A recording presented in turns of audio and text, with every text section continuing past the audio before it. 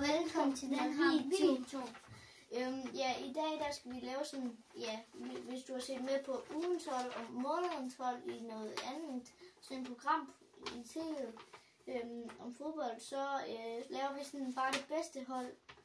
Sådan, ja, sådan det bedste hold, vi kan lave. Og så, ja, jeg starter, og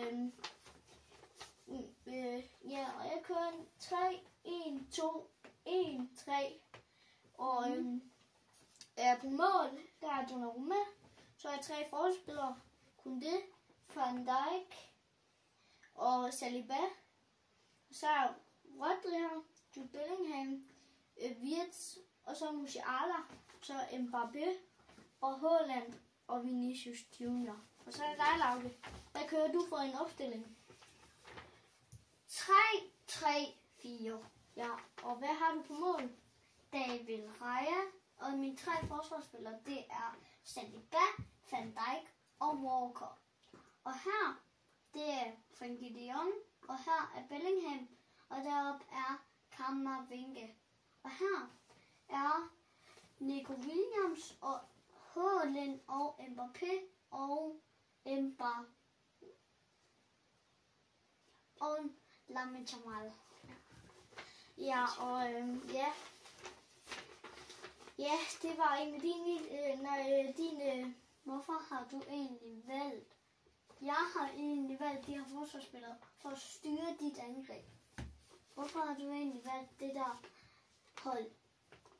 Ja, det her hold, det var et godt spørgsmål. Men jeg synes, det er rigtig gode spillere. I hvert fald den her midtbane vanvittig. Og så et angreb, der også bare helt.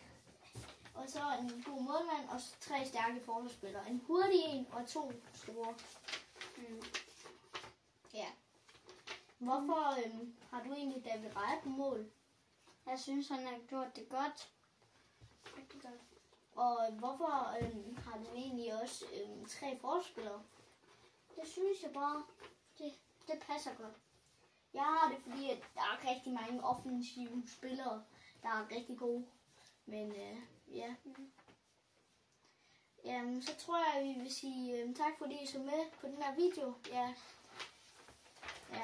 det var lige kort. Og vi skulle lige huske at sige tak, fordi der er så mange, der har abonneret. Og husk at abonnere og like og subscribe. Bare abonner så og like, så er vi glade. Men der er i hvert fald rigtig mange, der har set vores videoer, så tak. Men vi ses. Vi ses.